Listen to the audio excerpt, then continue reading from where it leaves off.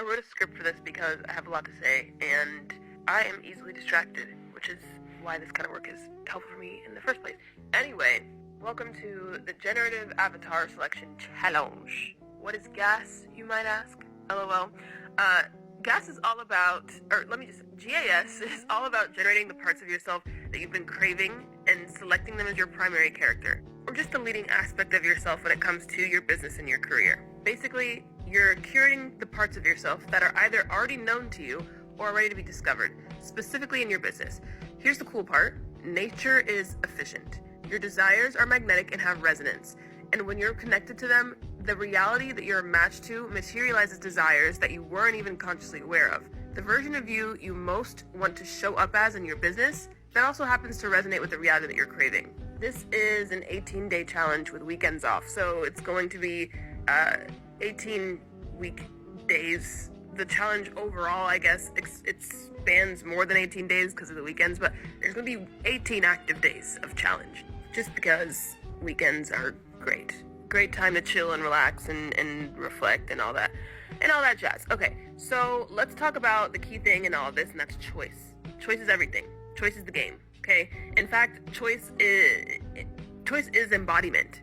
Choosing how you're showing up every day, how you relate to yourself, that's embodiment. And you don't have to stress about always choosing, just remember to choose. The thing is, when life is lifing, it's super easy to forget choice. And so this challenge is to help you get into the habit of choosing. This challenge isn't meant to be like a diet. It's not about obsessing over whether or not you're doing it right all the time. That's what diets do. They can take things a bit too far and in an effort to make a drastic, unsustainable change. What this is going to assist with is habitual change, rewiring the way that you approach things without the constant second guessing. And I've said this about 62 times. I'm pretty sure, at least. Maybe. Fixing yourself to get what you want is not the aim. This is about choosing yourself the way you want to and staying devoted to that version of you. You're not broken. This challenge is not some self-improvement project. It's more about allowing the parts of yourself that are ready to show up and pop out. I also feel it's important to talk about desire for a second. Desire doesn't mean wanting something and not having it. Desire is just wanting, period. And a problem that I find shows up in this work is often over-identifying with the not having part of desire. Because in the beginning, often when you want something, you find out that you want it because you don't have it. And that's the discomfort that makes you aware of the fact that you want something. But over-identifying with the not having creates this kind of weird, unrequited love type relationship with reality. And that's not to say to act like you don't want something, which is what people kind of swing the pendulum the other way. And pretending to detach from desire or trying to be nonchalant, that's not it either. That dampens the deliciousness of the experience, and it also messes with your magnetism. A huge way to bridge the gap between wanting and having is through celebration. When you celebrate, you're actively in a state of wanting and having at the same time.